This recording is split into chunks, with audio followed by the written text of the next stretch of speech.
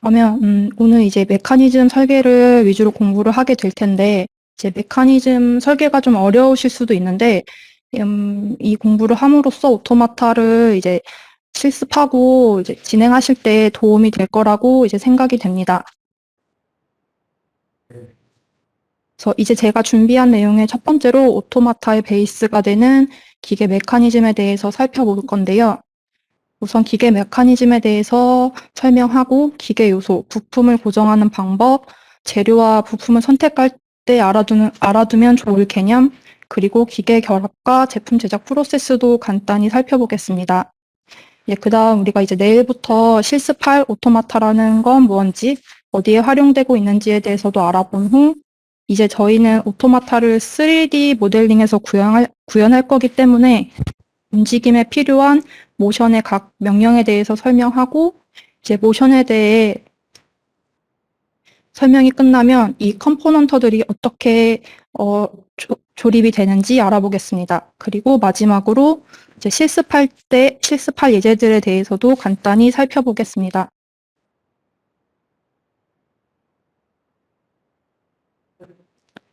이제 기계공학에서의 메커니즘은 단순하게 특정 기능을 수행하는 기계 장치를 의미하기도 하고, 이제 넓은 뜻으로는 사물의 작용 원리 또는 구조를 뜻하기도 합니다. 그리고 이러한 메커니즘은 직선 운동, 회전 운동 또는 직선과 회전 운동이 같이 발생하는 복합 운동으로 이루어지기 때문에 기계 설계의 운동 해석은 뉴턴의 운동 법칙인 F는 ma, 이 가속도 법칙을 기반으로 합니다. 그러니까 즉 물체에 힘을 작용했을 때 물체는 그 힘에 비례한 가속도를 받는다라는 뜻으로 그냥 이런 방정식이 있다는 정도만 알고 계시면 좋을 것 같습니다.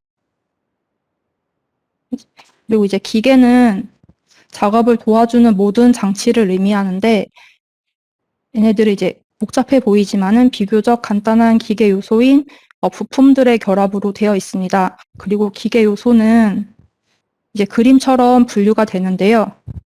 충용, 결합용, 전동용, 관용, 제어용 이렇게 기계 요소들을 이제 분류할 수가 있습니다.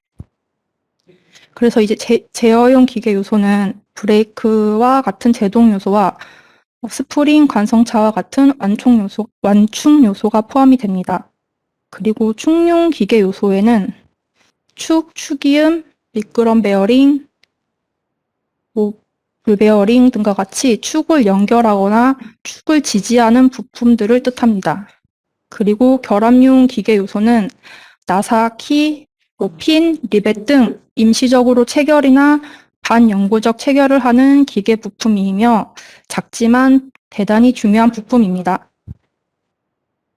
그리고 전동용 기계 요소는 회전축, 마찰차, 기어 벨트 등과 같이 동력을 전하는 부품이고 그 외에 관용 요소로는 파이프 이음 등이 있습니다. 그럼 이제 각 기계 요소에 대해서 다음 장에서 하나씩 알아볼 텐데 그 전에 레버에 대해서도 알아보겠습니다.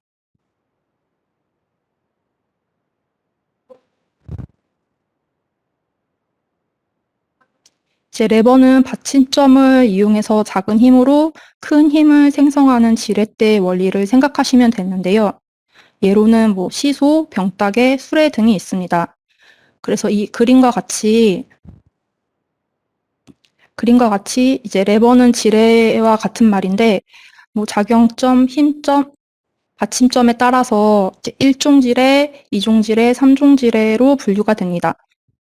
그리고 또한 우리가 잘 알고 있는 시소나 병따개뿐만 아니라 인체 팔이나 다리도 지렛대의 원리로 운동을 합니다.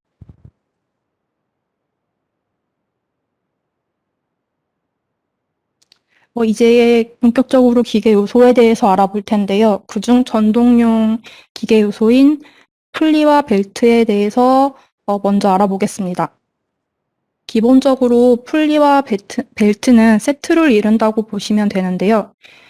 이제 그림에서 확인해 보면은 이 안에 이 동그란 게 풀리이고 이 두 양쪽에 풀리를 감싸고 있는 이 갈색이 벨트라고 합니다. 그래서 벨트는 단면에 따라서 이렇게 평벨트, V벨트, 타이밍 벨트로 나뉘게 되는데 이 벨트의 단면에 맞게 이 풀리도 홈이 파이게 됩니다. 그래서 이 이 벨트가 이 풀리 홈에 안착이 되면서 풀리가 회전을 하면 벨트와 풀리의 마찰력으로 이렇게 동력을 전달합니다. 그래서 이 풀리와 벨트의 경우는 기어나 마찰처처럼 이렇게 직접 맞물려서 회전하기 부적당한 경우에 사용을 하게 됩니다. 그리고 이제 풀리의 종류로는 폐쇄형 풀리와 개방형 풀리가 있는데 지금 화면에 보이는 이미지들은 폐쇄형 풀리이고 제가 이미지를 준비는 못했는데 개방형 풀리의 경우는 도르래를 생각하시면 됩니다. 그래서 도르래 형식과 비슷하기 때문에 이제 주로 무거운 물체를 들어 올릴 때 그리고 깃발을 개양할 때 밧줄을 잡아당기는 시스템이랑 유사하다고 생각하시면 됩니다. 이제 다음은 풀리 벨트와 비슷한 구조인 이 스프라켓과 체인입니다. 이 스프로킷은 체인 기어라고 하는데요. 모양이 기어랑 비슷하기도 하고 이 스프로켓이 이제 회전축에 고정이 돼서 이 기어처럼 있는 톱니바퀴가 이 체인의 각 마디 사이에 끼워져서 맞물려서 회전을 하면서 이제 동력을 전달합니다. 그래서 자전거 페달이랑 뒷바퀴 사이에 사용되고 있는 걸 많이 보셨을 거라고 생각합니다. 그래서 이 스프로킷 체인은 큰 동력을 미끄러짐 현상 없이 확실하게 먼 거리까지 전달할 수는 있는데 풀리 벨트와 비교했을 때 체인과 스프로켓의 마찰에 의해 진동과 소음이 크다는 단점이 있습니다. 그러니까 정리하면 풀리와 벨트는 매끄러운 구조 때문에 작은 소음으로 동력을 전달하고 스프로켓과 체인은 소음이 크고 풀리 벨트에 비해서 이제 두 축의 간격이 풀리 벨트에 비해서는 짧은 거리에서 이용하게 됩니다.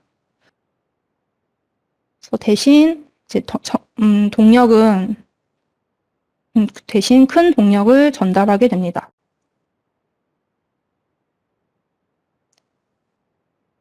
다음은 기어인데요. 기어는 동력을 전달하는 장치로서 힘을 확대 축소하는 데 있어서 기계적 이점을 가지고 있습니다. 기어의 경우 단독으로 작동하기는 어렵기 때문에 기어가 하나만 작동하는 경우는 없으니까 그래서 항상 두 개가 맞물려서 결합이 되는 형식입니다. 그리고 이제 맞물리는 기어의 크기나 이수가 다를 수도 있고 올바르게 맞물려서 작동하게 하려면 이제 직경 피치라는 게 있고 모듈이라는 것도 있습니다. 그래서 이 직경 피치와 모듈이 같아야지만 두 개의 기어가 맞물려서 잘 작동을 하게 됩니다. 그래서 기어의 종류에는 여러 가지가 있는데 스퍼 기어, 베벨 기어, 웜 기어 등 그림에서 보시는 것처럼 이제 다양한 종류의 기어가 있습니다. 그래서 이 중에서 많이 사용하는 기어에 대해서 이제 하나씩 알아보겠습니다.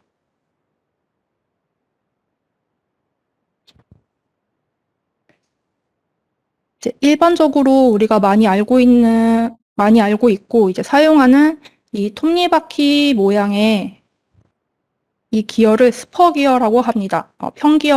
평기어라고도 하는데 이제 이 평행을 이루는 두 축을 연결하는 아주 흔한 기어 장치이고 회전 속도와 힘을 이제 바꾸게 됩니다. 그래서 스퍼 기어는 기어의 이수, 피치원 질은, 피치값 이 세 가지 요소를 고려해서 설계가 이루어지게 됩니다. 이제 그 다음으로는 레겐피니어라는 기어가 있습니다. 이제 그림에서처럼 우리가 일반적으로 알고 있는 이 원형 형태가 아니라 보시면 이렇게 평평하게 이 선형 막대가 이게 평평하게 펼쳐진 이 선형 막대 기어가 레크고 이 위에 있는 이 스퍼 기어를 피니언이라고 합니다. 그래서 이 레크 위에서 이 피니언이 회전 운동을 하면서 직선 운동으로 변환을 시켜주게 됩니다. 그리고 이제 이 레겐 피니어가 적용되는 이제 단순한 예로 봤을 때 이 와인 따개가 왼쪽에 보시면 와인 따개가 있는데 와인 따개도 종류가 여러 개 있지만 이렇게 생긴 와인 따개가 있습니다.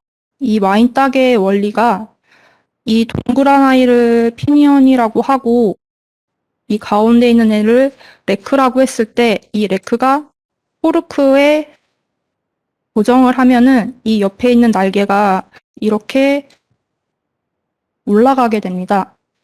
그래서 이 날개를 아래쪽으로 이렇게 내려주면은 이 피니언도 같이 회전을 하면서 아래로 내려가게 되고 그러면서 이 레크가 위로 올라가면서 포르크가 이렇게 열리는 그런 구조입니다.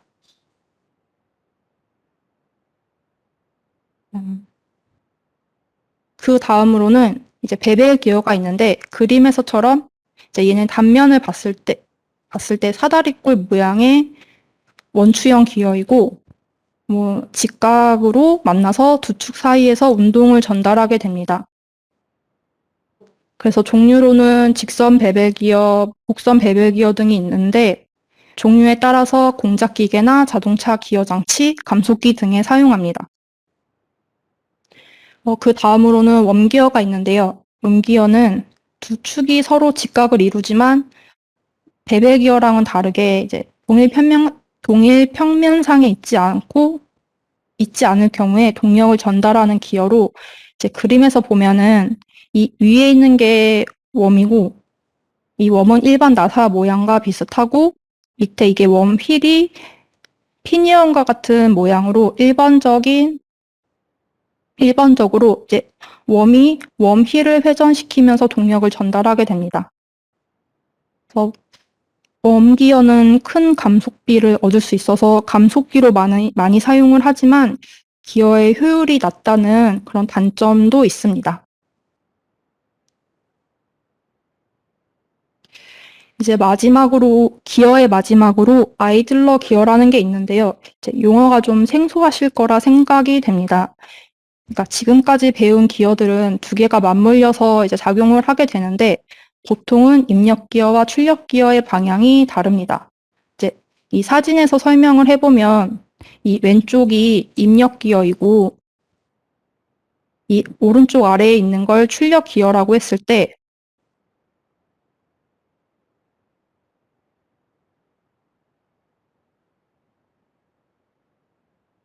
이 왼쪽 입력 기어가 이렇게 시계 방향으로 회전을 하면은 출력 기어는 반시계 방향으로 회전을 하게 됩니다.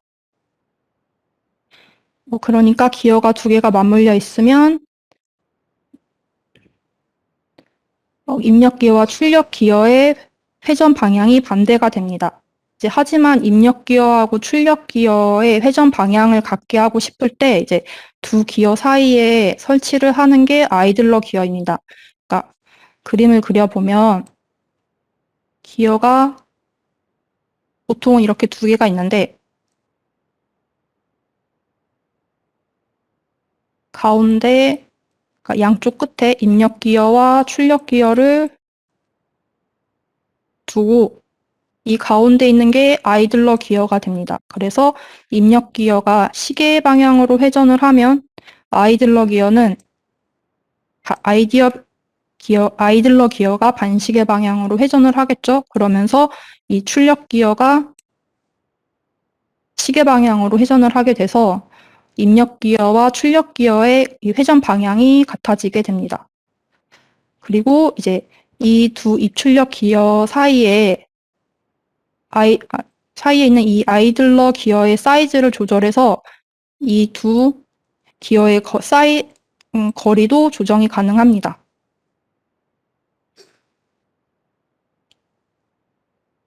이제 다음으로는 충용 기계 요소인 베어링에 대해서 알아보겠습니다. 베어링은 축이 회전 운동을 할 때 마찰 저항을 작게 해서 운동을 원활하게 하는 기계 요소로 축과 베어링이 접촉하는 방식에 따라서 이제 미끄럼 베어링과 구름 베어링으로 나뉩니다. 그러니까 미끄럼 베어링은 여기 그림에서 보시면 이 베어링 메탈이랑 베어링 이제 캡이라고 되어 있는데 이거 두 면이 면과 면이 접촉을 하기 때문에 접촉을 하면서 회전을 하기 때문에 이제 윤활유가 접촉면 사이에 윤활유가 있고 축이 회전할 때마다 이제 마찰 저항이 구름 베어링보다는 크지만 비교적 큰 하중을 지지합니다. 그 다음에 구름 베어링은 이 겉에가 외륜이고 안에가 내륜이라고 하는데 이 외륜과 내륜 사이에 롤러나 볼을 넣어서 이제 회전 접촉을 시켜서 마찰을 경감하는 베어링이고 이제 이 전동체, 그러니까 즉 볼인지 롤러인지에 따라서 볼 베어링, 롤러 베어링으로 나뉘게 됩니다. 그리고 또 나누는 방식이 레이디얼 베어링하고 스러스트 베어링이 있는데 레이디얼 베어링은 축과 직각 방향이고 축과 직각 방향으로 하중을 받는 베어링이고 스러스트 베어링은 축과 같은 방향으로 하중을 받는 베어링입니다. 그러니까 지금 이 구름 베어링이라고 되어 있는 이 베어링들은 레이디얼 베어링이 됩니다. 그래서 축이 이렇게 조립이 되면은 여기 겉에 뭐 타이어가 있다고 생각을 했을 때 타이어에 베어링을 조립했다고 생각했을 때 하중을 이 축과 수직으로 받게 되는데 이 오른쪽 위에 있는 베어링들이 스러스트 베어링입니다. 그래서 축이 이렇게 조립이 되고 하중도 축과 같은 방향으로 이제 받게 됩니다. 그래서 이 스러스트 우리가 흔히 쓰는 베어링은 이 레이디얼 베어링이라고 보시면 되고 이 스러스트 베어링은 좀 수직축 수차 발전기 그런 특수한 장비에서 주로 사용을 하게 됩니다. 그다음에 마지막으로 리니어 베어링이라는 것도 있는데 이 리니어 베어링은 리니어 부시라고도 하고 형태도 다양합니다. 이 오른쪽 아래에 보시면 얘네들이 다 리니어 베어링으로 분류가 되는데요. 리니어 베어링은 이제 샤프트 위에서 볼을 이용해서 직선으로 이송되는 부분에 사용되는 직선 운동 베어링을 일컫는데 좀 기계산업 전 분야에서 광범위하게 사용되고 있습니다.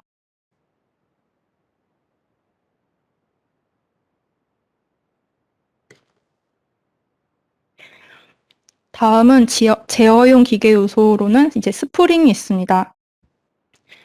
스프링은 원래의 모습으로 돌아가려고 하는 물체의 탄성이라는 성질을 이용하는 에너지를 저장하는 기계 요소입니다. 이제 스프링의 종류에는 압축 스프링과 인장 스프링이 있는데요. 압축 스프링은 이제 스프링이라고 했을 때 가장 먼저 우리가 떠올리는 그런 일반적인 스프링을 얘기합니다. 그래서 예를 들면 모나미 볼펜 앞에 이렇게 조립되어 있는 그 스프링이나 아니면 이 자전거 안장에서 이제 여기 이 부분, 그러니까 이 안장이 앉았을 때 충격을 완화시켜 주는데 사용되는 이 스프링이 압축 스프링입니다. 그리고 인장 스프링의 경우는 확장 스프링이라고도 하는데 압축 스프링하고는 반대로 생각하시면 됩니다.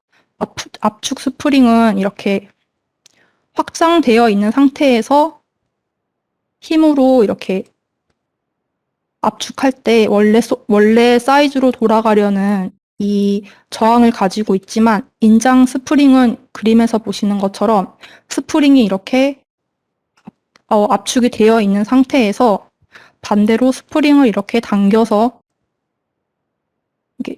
확장시킬 때 이제 이 스프링들이 원래 사이즈로 이렇게 돌아가려는 이 저항성을 이용하는 스프링입니다.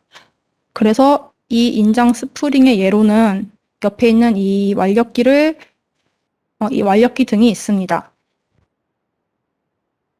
그 외에도 비틀림 스프링은 비틀림을 받아서 탄성 변형을 하는 스프링인데 열었다 닫았다 하는 물건에서 많이 볼 수 있고 빨래 집게, 쥐덧, 헤어 클립 등에서 사용이 됩니다.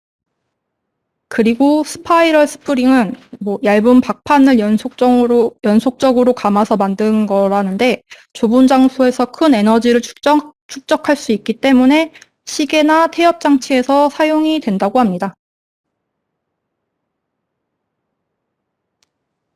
이제 그 다음으로는 결합용 기계 요소에 대해서 알아볼 텐데요. 그중 볼트에 대해서 알아보겠습니다.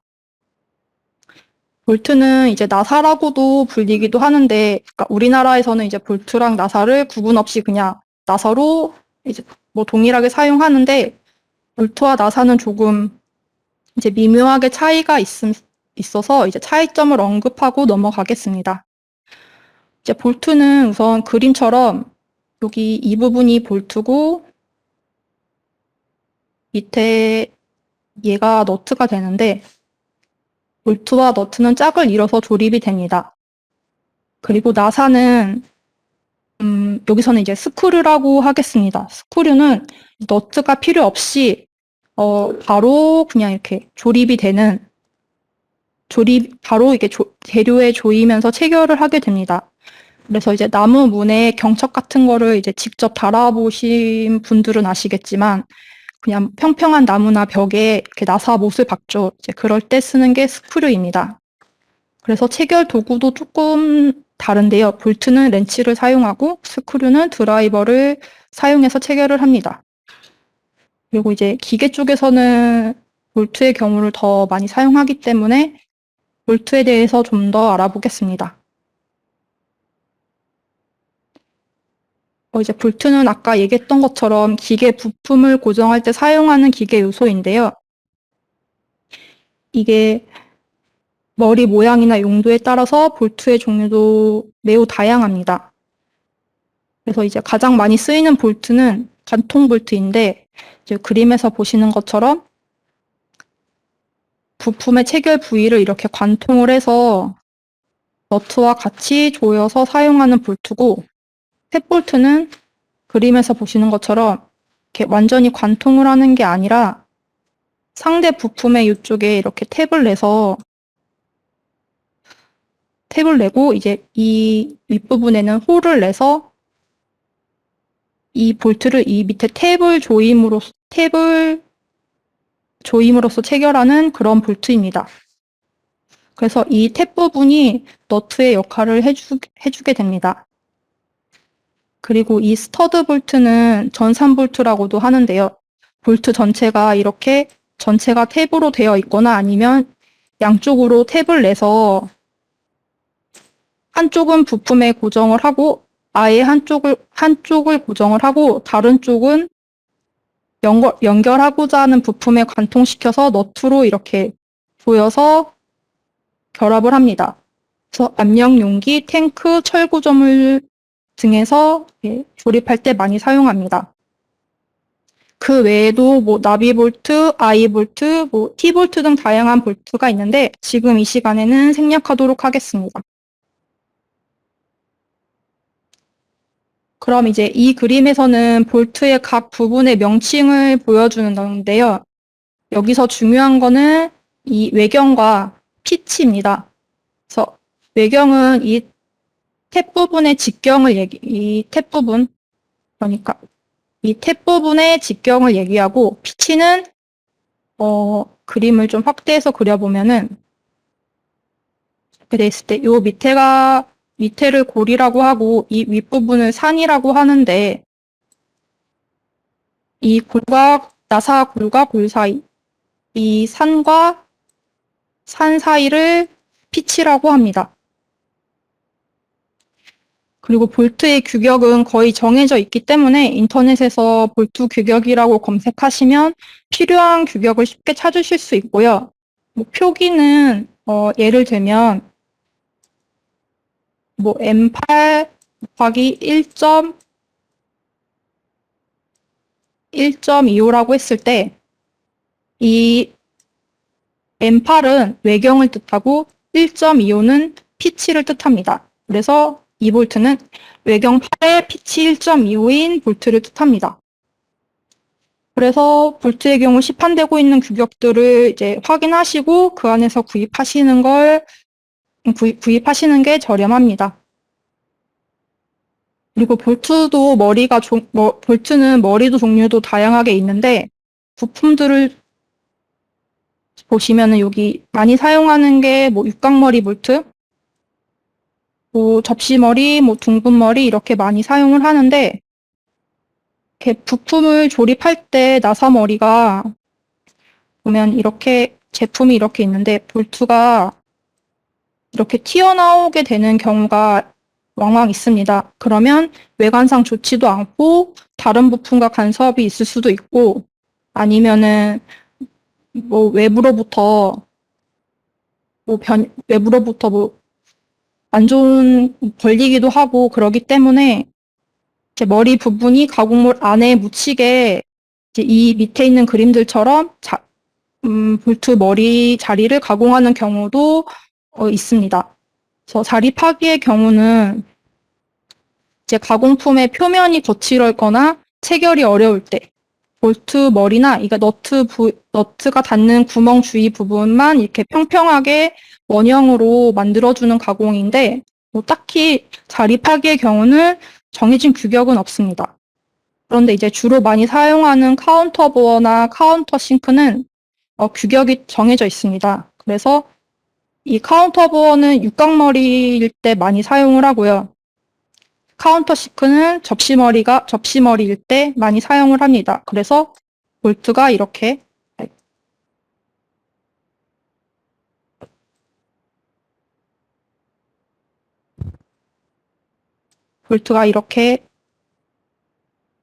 제품 안으로 안착이 되게 이렇게 조립이 됩니다.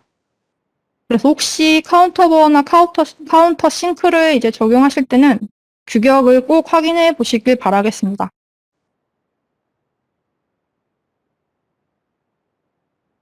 다음으로는 와셔입니다. 이제 사진상에 이 위쪽에 이 두 개가 와셔인데요. 왼쪽은 평 와셔고 오른쪽은 스프링 와셔입니다.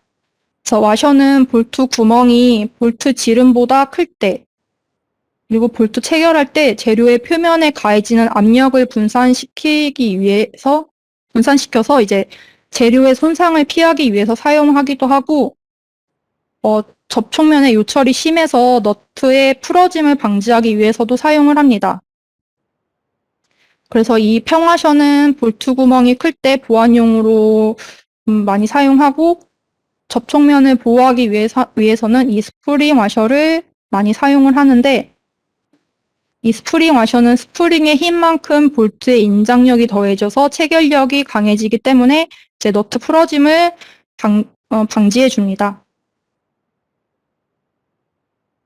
이제 그 다음으로는 리벳을 알아보겠습니다. 이제 리벳은 강철판, 형광 등의 금속 재료를 영구적으로 결합하는 데 사용되는 막대 모양의 기계 요소로서 볼트와 비슷하지만 여기 사진을 보시면은 나사산이 없는 게 리벳입니다. 그래서 혹시 보신 분들도 계실지 모르겠는데 청바지 주머니에 보면은 이렇게 리벳이 조립되어 있는 경우가 있는데 그 청바지 리벳은 좀 잘 빠지는데 이 영구적이라고 한 이유는 이 청바지의 경우가 아니라 자동차나 선박, 항공기 같은 경우에 얇은 판을 접합할 때 볼트나 용접 대신에 리벳으로 이제 대신 많이 사용합니다. 그러니까 이 철판 두 개가 이렇게 있는데 철판이 이렇게 있을 때 이 리벳을 여기에 구멍에 끼우고 이 밑에 부분에 단단한 뭐 쇠뭉치나 버킹바 같은 거를 밀착한 다음에 이 리벳 머리 부분을 해머로 이렇게 내리친다고 합니다. 그래서 이 내리치면은 이 밑에 부분이 이렇게 납작해지면서 고정이 돼서 한 번 결합한 리벳은 드릴로 뚫지 않은 이상 제거하기가 쉽지 않다고 합니다.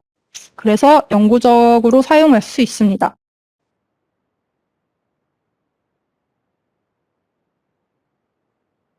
그래서 지금까지는 이제 결합용 기계 요소로 부품을 고정하는 볼트, 와셔 등을 알아봤는데 이번에는 그 외에 부품 고정하는 방법에 대해서 알아보겠습니다.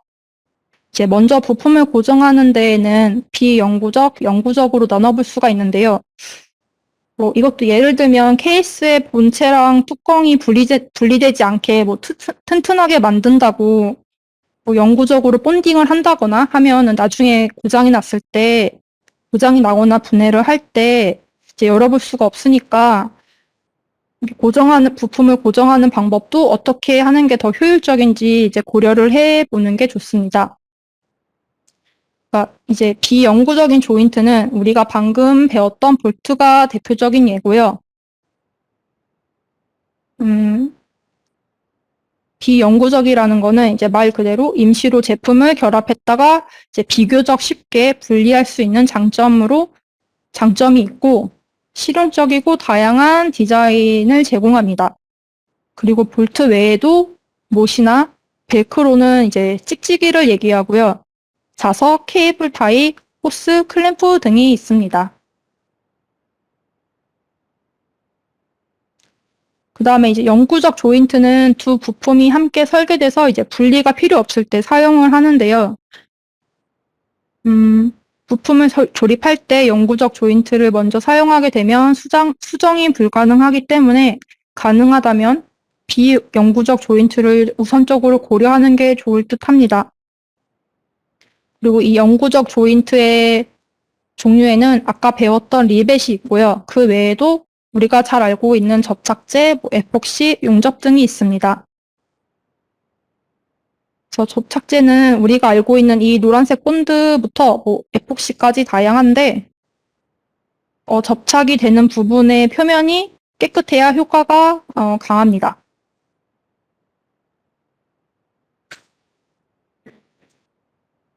그 다음에 에폭시인데요. 이 에폭시는 다른 접착제보다 깔끔하고 단단하게 고정이 돼서 샌딩이나 페인트 칠 같은 후작업이 가능하다고 합니다. 그래서 여기 사진 보시면은 사무실 바닥인데 이 바닥이 에폭시로 코팅이 되어 있는 겁니다. 다음으로는 이제 플라스틱 전용으로 사용하는 이제 아크릴 접착제가 있는데요. 이 접착제는 플라스틱과 화학 반응을 일으키기 때문에 일으키면서 녹여서 접착을 하는데 굉장히 묽기 때문에 다른 접착제에 비해서는 조금 까다롭습니다. 그래서 이런 주사기나 스포이드 같은 데에 넣어서 사용을 합니다. 이제 다음으로는 금속을 접합하는 영구적인 방법으로는 용접, 브레이징, 납땜 등이 있는데요. 그중 용접부터 보면 용접은 두 개의 금속 사이의 이음새를 따라서 용접제와 모재를 함께 녹여서 결합하는 방식입니다. 종류에는 이렇게 가스 용접과 아크 용접이 있는데요. 이제 가스 용접은 산소 용접이라고도 하고 여기 그림에서 보면은 아세틸렌과 산소가 이 토치에서 만나서 토치에서 이제 불을 붙이면은 이 용가제라는 게 용접제인데 이 용접제를 녹여서 이 모재의 이 이음새를 따라서 이렇게 용접하는 방식입니다. 이 가스 용접은 아크 용접에 비해서 유해물질 발생이 적고 비교적 설치가 쉽고 운반이 편리해서 비용이 저렴하다고 합니다. 그 다음에 아크 용접은 이제 전극을 접촉시켜서 순간적인 과열 상태로 재료를 녹여 접합하는 방식인데요. 이 그림을 보면은 이 용접봉에서 아크라는 물질이 나오고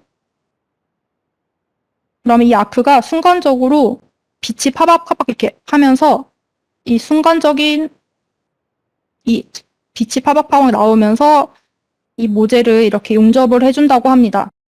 근데 그 순간적으로 방출하는 빛이 매우 강하고 유해 물질이 방출이 되기 때문에 눈이나 얼굴을 보호해야 하는 장비를 필수적으로 착용해야 합니다.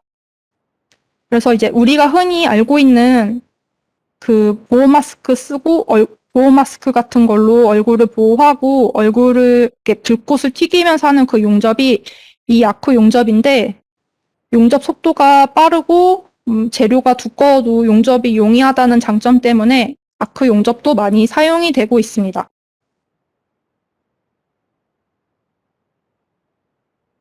다음으로는 브레이징인데 이 브레이징은 모재에 손상 없이 이제 450도 이상으로 용접재를 녹여서 접합하는 방법입니다.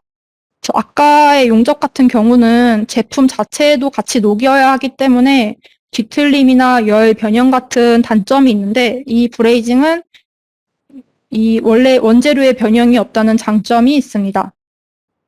그리고 납땜은 솔더링이라고도 하는데 브레이징이 450도 이상의 온도에서 녹이는 방법이면 납땜은 450도 미만의 주석이나 납 등을 이렇게 인두기로 녹여서 접합하는 그런 방법입니다. 그래서 주로 전기 부품이나 전선의 연결에 사용을 합니다.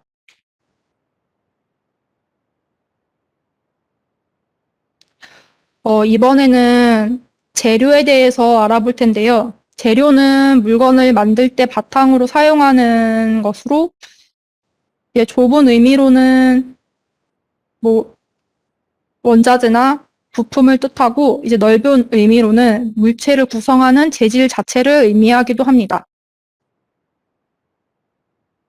그래서 재료의 종류에는 철, 마그네슘, 구리 같은 금속, 벽돌, 유리, 유리의 종류인 세라믹, 그리고 고무, 플라스틱 등의 폴리머, 그다음에 규소 등등으로 구성된 반도체, 그다음에 철근 콘크리트나 유리 섬유 같은 복합 재료가 있습니다.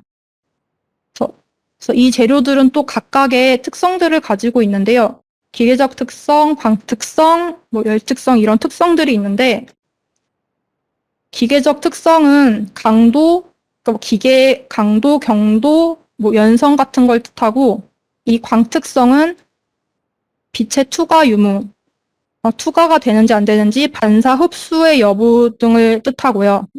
열 특성은 열 전도가 되는지 열 용량이 얼마인지를 말하고 자성은 자석이 붙는지 안 붙는지 그 다음에 전기적 특성은 도체, 반도체, 도체, 부도체 이런 걸 뜻합니다.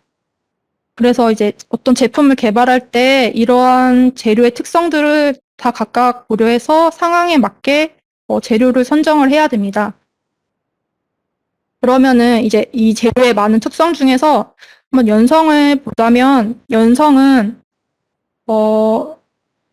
재료를 이렇게 늘렸을 때 파손되기 전까지는 그냥 계속 늘어나는 성질을 연성이라고 합니다. 그래서 예로는 이제 호박엿을 생각하실 수가 있는데요. 호박엿을 이렇게 쭉 늘렸을 때 이렇게 늘어나는 그런 걸 생각하시면 되고 취성은 그와 반대로 이제 대나무나 가랑엿처럼 이렇게 뚝뚝 떨어지는 그런 성질을 말합니다. 그래서 이제 파단면을 보면은 연성은 조금 이렇게 뭉툭하게 되는데 취성은 좀 이렇게 거칠거칠하고 날카롭게 됩니다. 다음으로는 장력을 알아볼 텐데요. 장력은 텐션, 즉 긴장감을 하고 생각하시면 됩니다. 그래서 줄과 같이 1차원 연속체 양쪽 줄과 같은 그런 물질을 양쪽 끝에 힘을 줬을 때 팽팽하게 유지되는 그 점을 팽팽하게 유지되는 거를 장력이라고 합니다. 그래서 이제 예로는 그네가 있는데 이제 그네에 아이가 그네를 타면은 이 그네 자체가 하중을 지탱하겠지만 1차적으로는 이 옆에 아이가 앉아있는 이 그네, 이 체인에 아이의 무게가 하중을 받게 됩니다. 그래서 이 체인이 장력을 받았다고 얘기를 하게 됩니다. 그 다음으로는 이제 응력이라는 게 있는데, 응력은 영어로 하면은 스트레스라고 합니다. 그러니까 재료가 하중이 가해졌을 때 그 하중에서 하중에 대응하는 저항력을 얘기하는데요. 또 이 응력은 뭐 하중이 가해지는 방향에 따라서 압축 응력, 인장 응력, 전단 응력, 비틀림 응력 등으로 나뉘게 됩니다. 그래서 첫 번째로 인장 응력을 알아보면 이 인장 응력은 쉽게 생각하시면 이제 고무줄을 생각하시면 됩니다. 그래서 고무줄을 처음에 당겼을 때는 별로 힘이 들지 않고 당겨지지만 어느 정도 이상 당겼을 때 힘이 많이 들면서 이렇게 가운데가 조금씩 찢어지다가 이렇게 팅 하면서 끊어지는 경험을 해보신 적이 있을 거예요. 그러니까 인장 응력은 이처럼 재료를 양쪽에서 이렇게 잡아 당겼을 때 생기는 저항력을 의미합니다. 그 다음에 두 번째로는 압축 응력이 있는데요. 압축 응력은 인장 응력과는 반대로 이렇게 양쪽에서 눌렀을 때 이 내부에 생기는 저항력을 의미합니다. 그래서 이 압축력은 쉽게 생각하면 아까 그 스프링을 생각하면 되는데요. 이제 모나미 볼펜 앞부분에 있는 그 스프링을 손가락에 사이에 두고 이렇게 눌러보면은 스프링에서 이제 손을 밀어내려는 저항력이 생깁니다. 그래서 이처럼 재료를 눌렀을 때 대항하는 대항하는 저항력을 압축 응력이라고 합니다. 그 다음에는 전단 응력이라는 게 있는데요. 전단 응력은 격파를 생각하시면 좋을 것 같아요. 격파할 때 이렇게 나무판을 쌓아놓고 그 나무판에 이렇게 수직이 되는 외부의 힘에 의해서 나무가 이렇게 갈라지게 되는 건데요. 이 나무를 지탱하는 밑에 이 힘과 위에서 가해지는 외부 힘에 의해서 재료가 이렇게 절단되는 그 응력을 전단 응력이라고 합니다. 그리고 이제 네 번째로는 굽힘 응력, 그러니까 여기 휨 응력이라는 게 있는데요. 휘어지는 힘이기 때문에 휨 응력이라고도 이렇게 얘기합니다. 그래서 이 굽힘 응력은 이 재료의 단면을 보시면 윗부분은 압축 응력을 받고 이 아랫부분은 인장 응력을 발생하게 됩니다. 이제 다음으로는 여기 그림에는 없지만 비틀림 응력이라는 것도 있는데요. 이게 수건 짜는 거를 생각하시면 됩니다. 그래서 수건 물을 짤 때 비틀수록 힘이 드는데 이는 비틀림에 대한 저항력이 생기기 때문에 힘이 드는 겁니다. 다음으로는 토크라는 게 있습니다. 토크는 비틀림 모멘트라고도 하는데 쉽게 말하면 회전하는 힘을 뜻합니다. 그래서 이제 그림에서 보면은 이 볼트나 너트를 조이거나 풀 때 이 스패너를 돌려서 볼트나 너트를 조이게 되는데요. 이때 발생하는 힘이 토크라고 생각하시면 됩니다. 그리고 마찰력은 두 물체의 접촉면에서 물체의 운동을 방해하는 힘을 말하는데요. 그러니까 마찰력은 이제 물체가 운동을 하거나 운동하려는 방향과 반대 방향으로 작용을 합니다.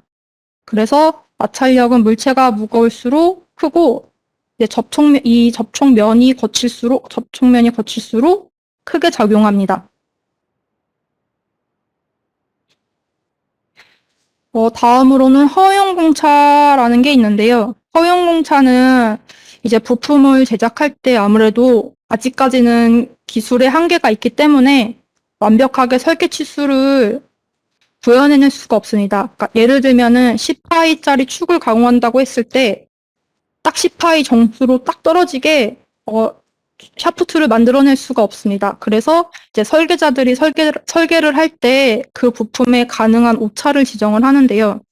이제 모든 경우에 필요한 건 아니고 축이 조립되는 홀이라던가 뭐 정밀 기계의 경우 예를 들면은 뭐 측정하는 장비의 경우 부품을 조립할 때 이제 0.1mm의 오차에도 제품의 완성도나 뭐 측정 값이 틀려질 수도 있기 때문에 어느 부분에 이 허용 공차를 넣어야 될지는 잘 판단해서 도면에 기입을 해줘야 됩니다.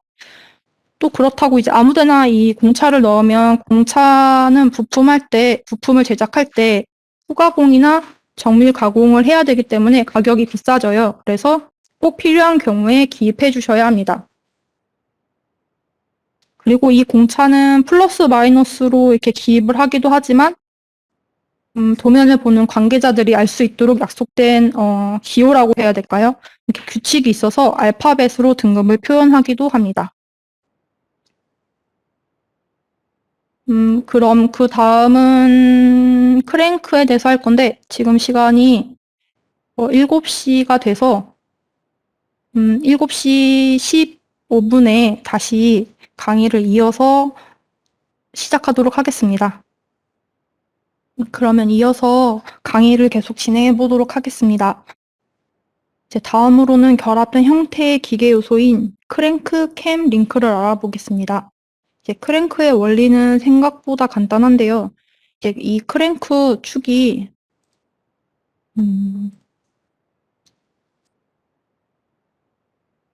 이 크랭크 축이 회전 운동을 이렇게 회전함에 따라서 이 연결된 피스톤이 이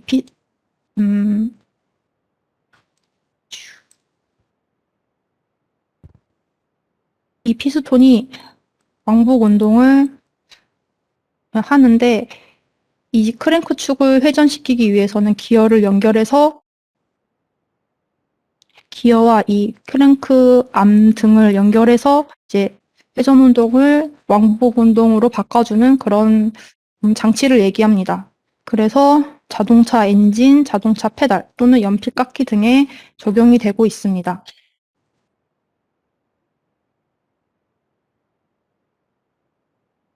그 다음에 이제 이 밑에 있는 캠은 회전 운동이나 왕복 운동을 이제 크랭크와는 다른 형태로 이제 변환해주는 장치인데요. 지금 보시면은 이 밑에 노란색 부분이 캠이고 이 캠이 회전 운동을 하면서 위에 있는 이 팔로워를 위아래로 이렇게 상하 운동을 해주고 있습니다. 네, 이제 크랭크랑 캠이 회전 운동을 왕복 운동으로 바꿔주는 그런 장치인데 원리는 비슷하지만 이제 자세히 보시면은 구조가 조금 다릅니다. 그러니까 캠은 보면은 이 밑에 캠이 회전을 하면서 캠 위에 놓여 있는 팔로워가 이렇게 왕복 운동을 하고 크랭크는 이 축하고 암 커넥터 등이 피스톤과 조립된 상태에서 이제 회전 운동을 왕복 운동으로 변환을 시켜줍니다. 그 다음으로는 이제 링크가 있는데요. 링크는 이 몇 개의 가늘고 이런 가늘고 긴 막대들을 여기 핀 이음으로 연결을 해서 이제 운동을 하게 하는 장치입니다.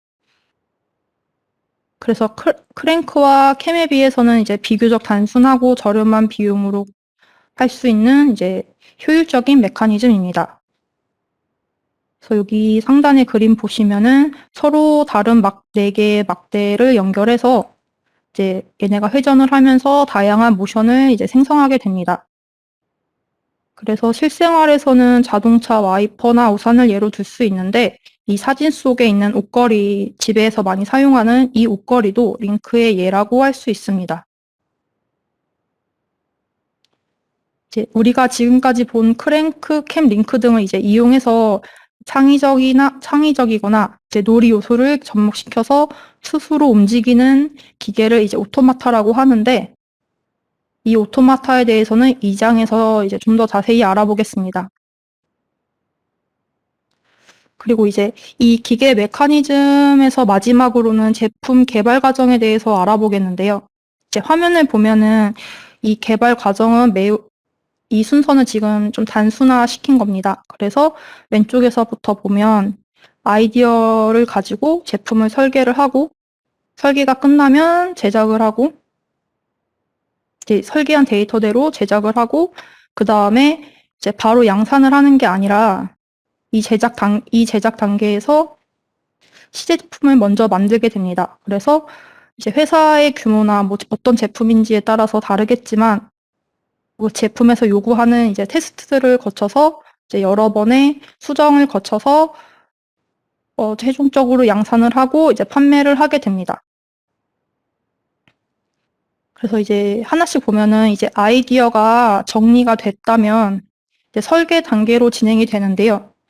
뭐 예전에는 뭐 핸드드로잉 손으로 그렸겠지만 이제는 기술도 많이 발전했고 이제 손으로 그리는 거는 물리적인 한계가 있기 때문에 설계 지원 소프트웨어를 많이 사용합니다. 그래서 그 소프트웨어를 통상적으로 CAD 프로그램이라고 하고 그 CAD 프로그램은 2D 디자인과 3D 디자인으로 나뉘게 됩니다.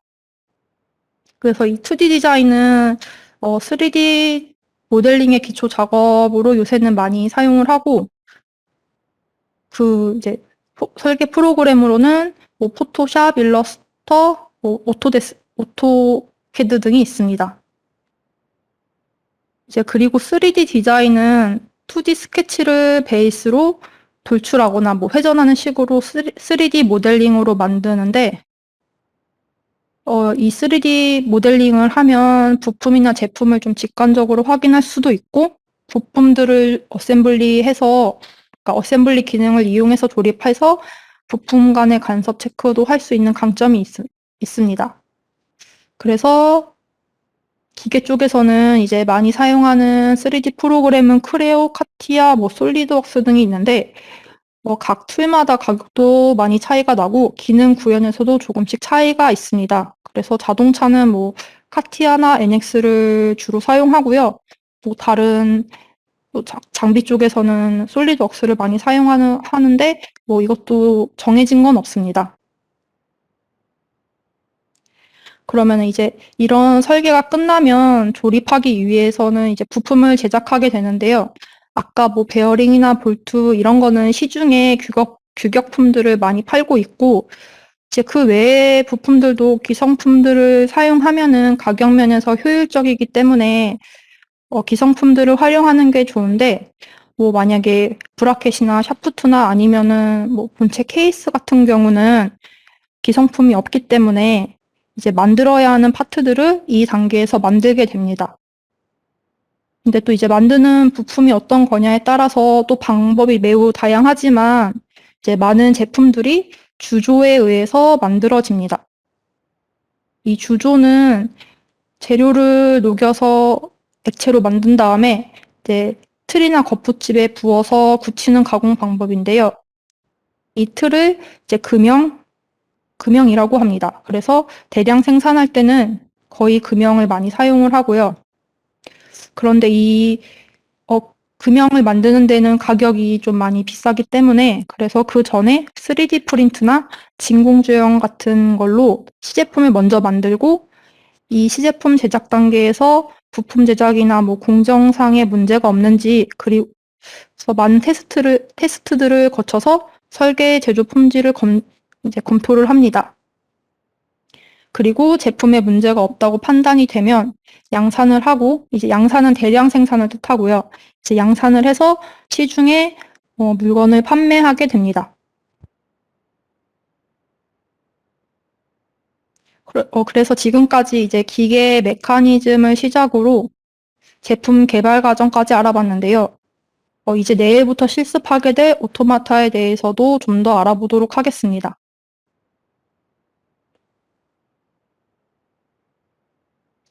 이제 오토마타라는 거는 스스로 움직이다라는 뜻의 고대 그리스어 오토마토스에서 유래가 되었고, 오토마톤의 복수형 명사라고 합니다. 그래서 이제 예술 분야에서는 여러 가지 기계 장치로 움직이는 인형이나 조형물을 지칭하며 오토마타가 이제 과학의 원리와 예술적 상상력이 결합한 융합 예술의 한 장르로 자리를 잡고 있습니다. 그래서 오토마타가 최초로 개발된 건 고대 그리스 시대인데요. 이제 BC 2, 3세기경에 그리스 시대의 발명가인 크테시비우스라는 사람이 발명한 기계 장치에서 이제 오토마타를 찾아볼 수가 있습니다. 그러니까 오토마타는 이제 물시계 발명의 역사와 밀접한 관계가 있는데, 기존의 물시계에 톱니바퀴와 펌프 장치를 부착하고 대기압의 힘으로 물을 다른 곳으로 이동시키는 사이판의 원리라는 게 있는데, 이걸 이용해서 상단에 위치한 인형이 움직이면서 원통의 눈금을 가리켜서 시간을 알 수 있도록 만든 클랩시드라라는 기계입니다. 그래서 이런 오토마톤이 적용된 최초의 물시계 외에도 최초의 증기기관의 시초가 된 자동 기계 장치가 고대 그리스 시대 때 발명이 되었는데, 마찬가지로 고대 그리스 시대 헬레니즘 문화의 중심지였던 알렉산드리아에서 이제 헤론이라는 사람이 흔히 헤론의 공이라고 일컬어지는 기력구라는 거를 이제 발명을 했고, 이제 그게 훗날 증기기관의 효시가 된다고 합니다. 이렇게 자동 기계 장치, 그러니까 오토마톤은 먼 과거에서부터 서양권의 여러 과학자들에 의해서 발명이 되어 왔습니다. 그러니까 하지만 이제 서양에서만 이런 연구를 한 건 아니고 동양에서도 마찬가지로 연구를 했었는데요. 이제 우리나라에서는 이제 최초의 오토마타라고 일컬어지는 게 장영실이 만든 물시계 작용루라고 합니다. 그래서 이 작용루는 상부에서 물이 흘러서 하부 항아리를 채우면 이제 거기에 연결된 지렛대와 구슬이 작동해서 정해진 시간에 뭐 종, 북, 징을 쳐서 시간을 알리는 구조라고 합니다. 그래서 지금 남아있는 임진왜란 때 소실됐다가 다시 제작돼서 지금 남아있는 게 국보 제229호로 지정이 되어 있습니다. 오토마타가 발전해 오면서 현재 우리 삶 속에서 많은 영향을 주고 있는데요. 공장에서는 이렇게 자동기계를 활용해서 생산력을 크게 높였고, 일상생활에서는 자동차 와이퍼 등에서 그러니까 메커니즘 설계의 모습을 이제 확인하실 수가 있습니다. 그다음에 이번에 알아볼 거는 오토마타에 적용시킬 모션들의 각 명령에 대한 움직임에 대해서 설명을 드리고자 합니다. 이제 퓨전 360 내에서 각 모션별 명칭과 기능 그리고 2가지 이상의 움직임을 가질 때 작동 원리에 대해서 설명하겠습니다.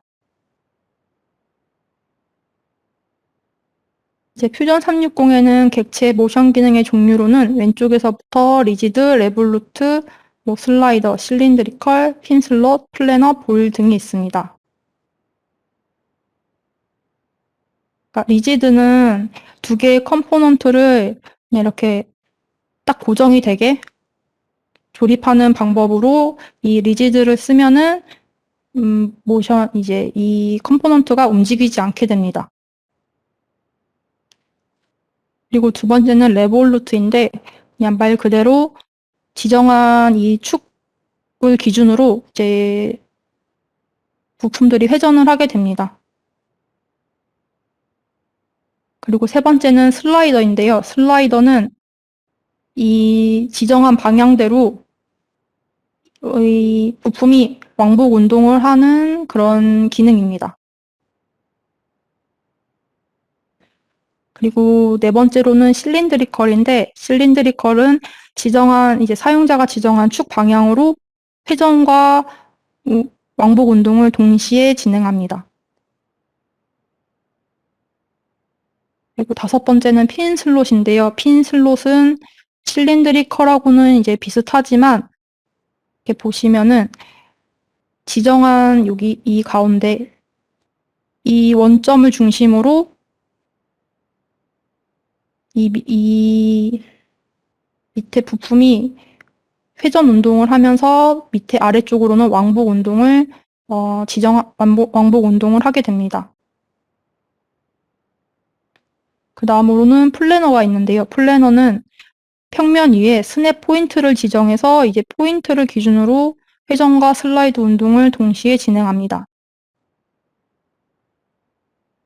그리고 마지막으로 볼인데, 볼은 사용자가 지정한 포인트를 기준으로 2개의 축에서 회전을 하게 됩니다.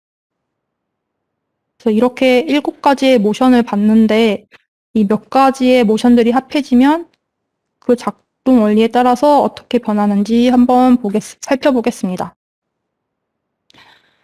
네, 첫 번째는 캠인데요. 아까 배웠던 대로 이 밑에 이 캠이 회전 운동을 하면서 위에 있는 팔로워를 왕복 운동시켜주고 있습니다.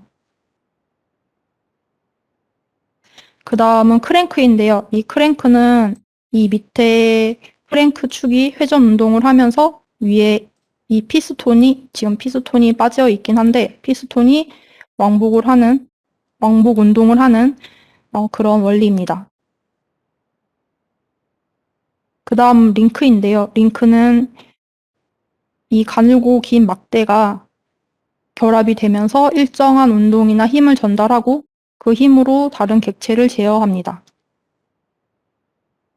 그 다음에 기어인데요. 기어는 이 서로 같은 톱니바퀴 모양이 맞물리면서 지금 얘가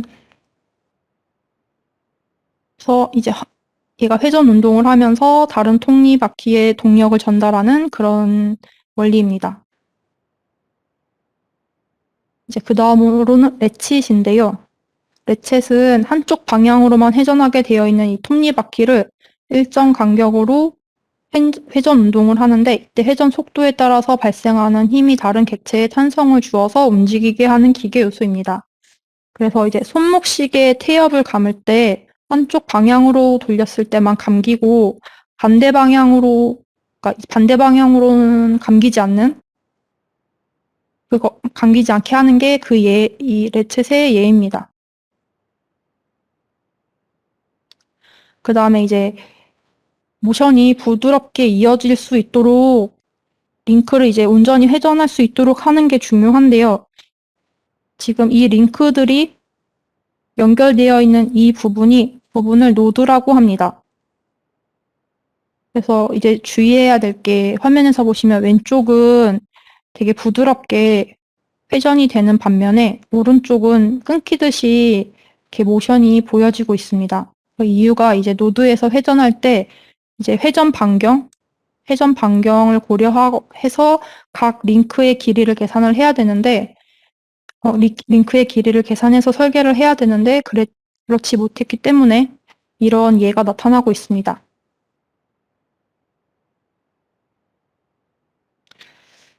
이제 우리가 내일부터 할 퓨전 360에서 이제 조립하는 방법에 대해서 알아볼 텐데, 각 파트들을 불러와서 첫 번째로 이 각 컴포넌트들을 현재 디자인 창으로 불러오는 Insert into Current라는 방법이 있습니다. 그래서 화면에서처럼 이제 이렇게 각각의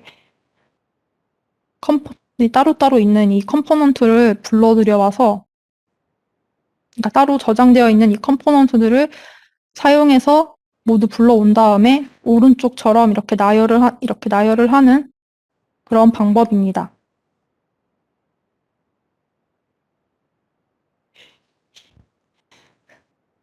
두 번째로는 이 불러온 컴포넌트들의 편집 방법과 버전을 관리할 수가 있는데요. 왼쪽은 이제 같이 편집을 하면서 실수를 하더라도 이렇게 바로바로 수정이 가능하고요. 오른쪽에서 보면은 이제 과거의 이력에 원하는 버전이 있을 때 그 버전을 불러와서 이렇게 복구해 줄 수도 있습니다.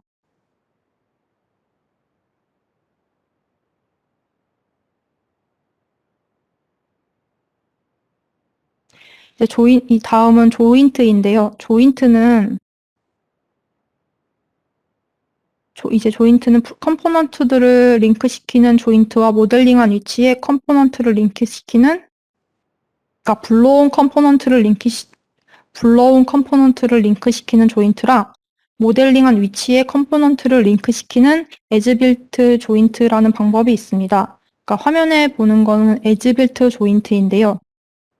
얘는 컴포넌트들을 따로 설계하는 게 아니라 처음부터 이제 한 화면에서 모델링을 같이 다 설계를 한 다음에 설계한 의도대로 각 이제 컴포넌트별로 모델링을 하고 이제 에즈빌트 조인트라는 걸 사용해서 이제 각 노드에다가 모션을 준 것이 오른쪽의 그 예입니다. 이제 다음은 각 컴포넌트들을 불러들이고 노드에 링크를 주며 결합시키는 방법인 조인트를 얘기 뜻하는데요. 이제 왼쪽 화면에서처럼 각 컴포넌트별로 나열되어 있는 이 상태에서 조인트 기능을 통해서 이 오른쪽 화면과 같이 모션들을 지정해줘서 움직임을 구현하는 그런 방식입니다.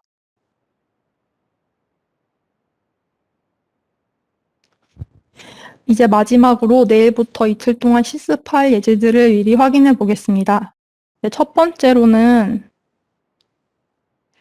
이 링크들을 연결하는 이 각각에 보시면 이 세 개의 노드가 있는데요. 이 세 개의 노드점에는 회전을 하고 이 슬라이더가 왕복 운동을 하면서 구현하는 방법입니다.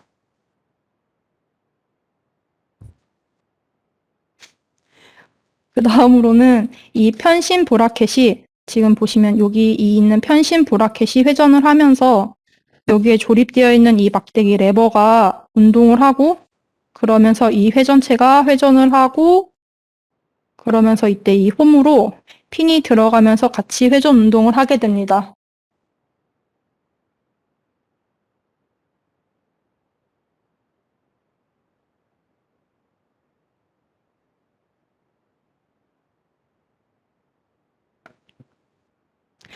세 번째로는 장난감 집게를 생각하시면 되는데요.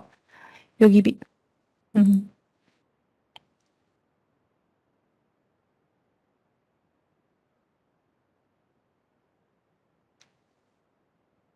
이 손잡이를 회전을 시키면은 이 안에는 지금 보이지 않는데 편심으로 이렇게 다 연결이 되어 있습니다. 그래서 이 손잡이가 돌아갈 때마다 여기 있는 이 링크의 노드가 운동을 하면서 이 앞에 있는 헤드를 집게처럼 벌렸다 오므렸다 하게 됩니다.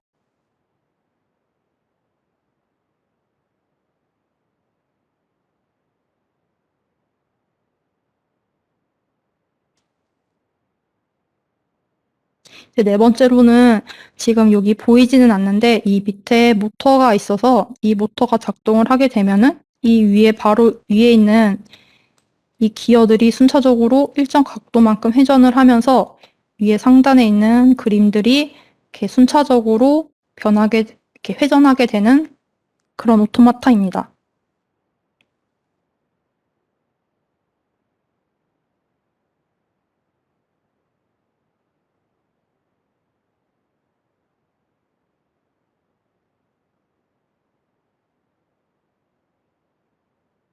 그리고 다섯 번째로는 기어와 이제 링크의 조합으로 이제 이 기어들이 이 톱니바퀴에 맞물리면서 이제 회전을 하게 됩니다. 그리고 여섯 번째로는 회전목마인데요. 이 회전목마 가운데 가운데 이 축을 중심으로 회전을 하면서 각각의 말들이 지금 작아서 잘 보이지는 않는데 이 말들이 이 위에서 편심으로 회전을 하면서 이 말들이 위아래로 왕복 운동을 하고 있습니다.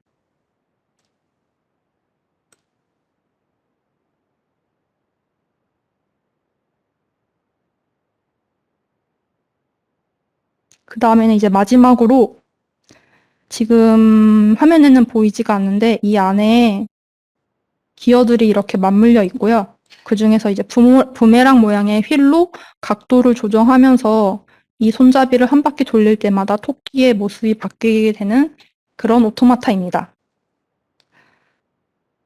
그래서 이제 이상으로 오토마타 이론 강의를 마치고요. 내일부터 이 퓨전 360을 이용해서 지금 방금 봤던 예제들을 실습하실 겁니다. 이상으로 강의를 마치겠습니다. 감사합니다.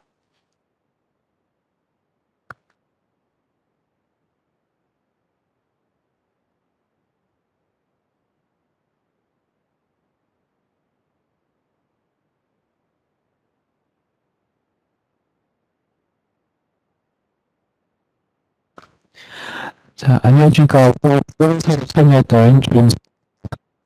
지금 이 화면에 나와 있는 7가지의 실습 자료들인데, 저희가 최대한 기능이 부족해서 여러분한테 이 자료를, 그렇기 때문에, 일단 오늘은 이런 교육에 있어서 한번 복습하시길 바라면서, 내일 제가 실시하는 실습 강의에 있어서는 실전, 그러니까 이제 화면에 보이시는 이 7가지들을 직접적으로 포인트로 링크를 하고 어떤 식으로 해서 링크를 하면 어떻게 동작이 되는지에 대해서 하고자 합니다. 그렇기 때문에 오늘은 그 이론 강의 최은경 선생님께서 맡아주셨는데요. 내일은 저 조연수와 함께 실습을 한번 계속 이어가도록 하겠습니다. 내일 교육은 10시부터 진행할 예정이니까요. 내일 10시에 제가 그 이메일 URL이죠. 미팅 링크를 통해서 접속해 주시면 되겠습니다. 오늘 하루 수고 많으셨고요. 저는 내일 10시에, 내일 10시에 실습 강의를 다시 뵙겠습니다. 하루도 수고 많으셨습니다.